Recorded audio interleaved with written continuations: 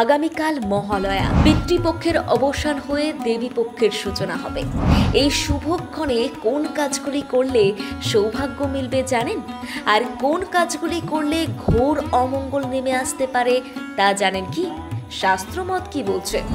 মহালয়ার দিন সকালে ঘুম থেকে উঠে অবশ্যই স্নান করে পিতৃপুরুষদের উদ্দেশ্যে তর্পণ করুন।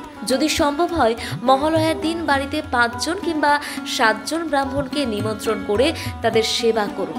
এছাড়াও কিছু শিশুদের বা দুস্থদের সেবা করতে পারেন, এতে সুফল মিলবে। মহালয়ার এই বিশেষ দিনে যে কোনো পশু পাখিকে খাবার খাওয়ানো খুব শুভ বলে মনে করা হয়।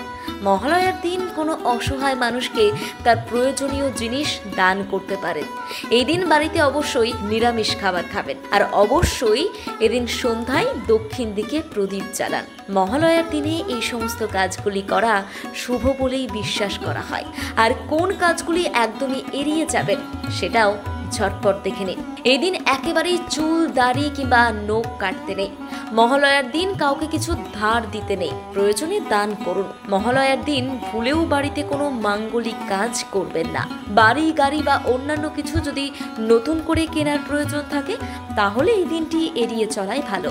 বাড়িতে যদি কোনো দরিদ্র ব্যক্তি আসেন তাহলে তাকে এই দিন একেবারেই খালি হাতে ফেরানো উচিত নয়। এদিন দান ধ্যান করলে পুণ্য লাভ হয়, এমনটাই বিশ্বাস। ভিডিওটি যদি ভালো লাগে অবশ্যই একটা লাইক করবেন এবং পেজটিকে ফলো করে রাখবেন।